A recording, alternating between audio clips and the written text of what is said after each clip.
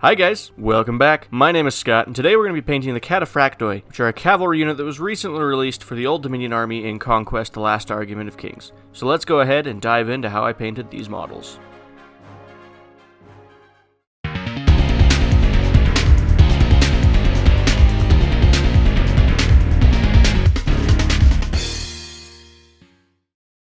To get this model ready for painting, I've primed it using Rustoleum's Ultra Matte Black Paint Plus Primer.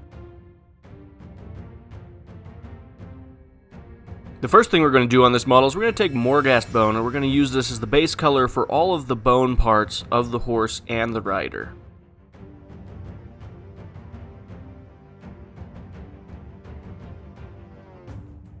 Once we have that base color in place, we're going to take Contrast Skeleton Horde, and we're going to use this as a wash over all of the white we painted in the previous step.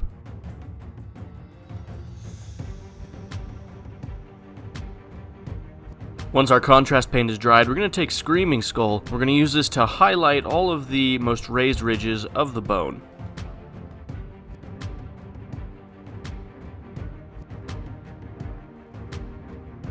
Now that our bone is all done, we're going to work on the fleshy parts of the horse, and we're going to start by basing those parts using Abaddon Black. There are strips of muscle on the legs, as well as on the belly, and a few bits of flesh that are hanging from the ribs. We're then going to layer over all the black using Rhinox Hide. Now, we're not covering up all the black. Our goal here is to make it look like parts of the flesh are more dark and dried out than other parts. Next, we're going to take Wazdakka Red, and we're going to do an additional layer of highlighting over the brown and black that we did in the previous two steps. We're only picking out the most raised edges in any spots where we want it to appear like the meat is not quite as dried out. Once we've finished with the flesh, we're going to begin working on the hair and hooves of the model using Dark Reaper to highlight all the edges.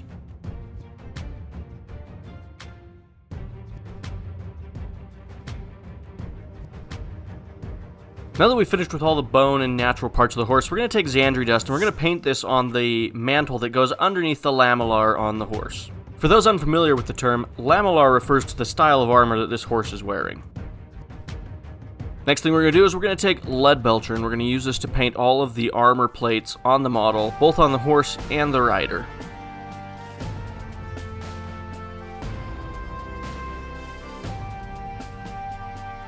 Once we've finished with the metal base color, we're going to take Rhinox Hide, and we're going to use this to paint all of the trim and the leather straps that are on the model.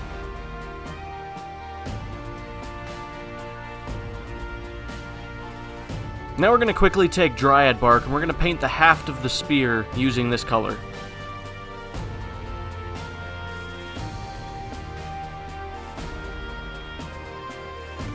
Now that all those base colors are in place, we're going to take Agrax Earthshade, and we're going to wash this over the metal, the tans, and the browns that we've done in the last few steps. And you can go as heavy as you'd like with this. It doesn't make too much of a difference at this stage.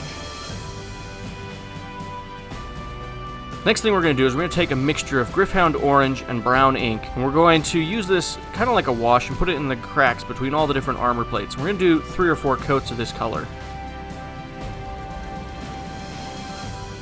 Once we're satisfied with our brown shade layers, we're going to take Gryph-Hound orange by itself, and we're going to just put this in the spots where we want the rust to appear the most aggressive on the model.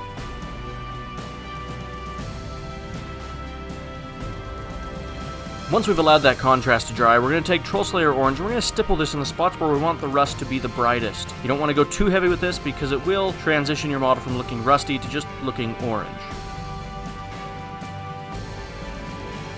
Now that we're done with the armor, we're going to take Mournfang Brown, and we're going to go back to all the spots we painted with dark brown earlier on. We're going to edge highlight all of those spots to help give the leather the appearance of being more aged and worn.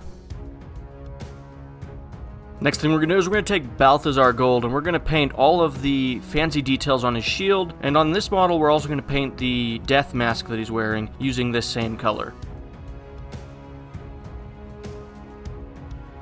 Next thing we're going to do is we're going to take Nihilakh Oxide, and we're going to use this to do a very simple, very fast, verdigris effect on all of the copper we painted in the previous step.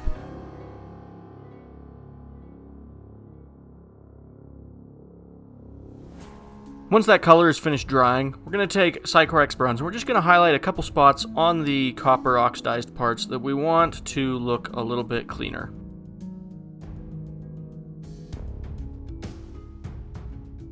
The next thing we're going to do is we're going to take Warpfiend Grey, and we're going to use this as the base color for all the exposed parts of the gambeson that the rider is wearing.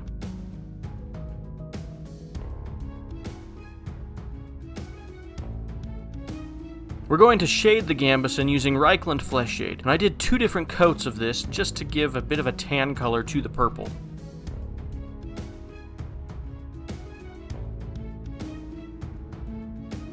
We're going to take Mephiston Red, and we're going to paint all of the trim around the gambeson using this color, as well as the sash that's around the waist of the model, and any plumes that are coming out of the helmet. To shade all of the red, we're going to take Carroburg Crimson, and we're not going to go too heavy with this because we don't want to turn this red too dark.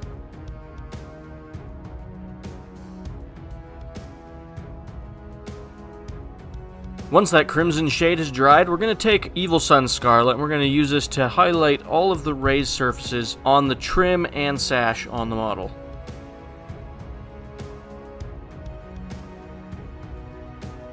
Our final step is to take Wild Rider Red, and we're going to do a very fine edge highlight on all the red parts of the model.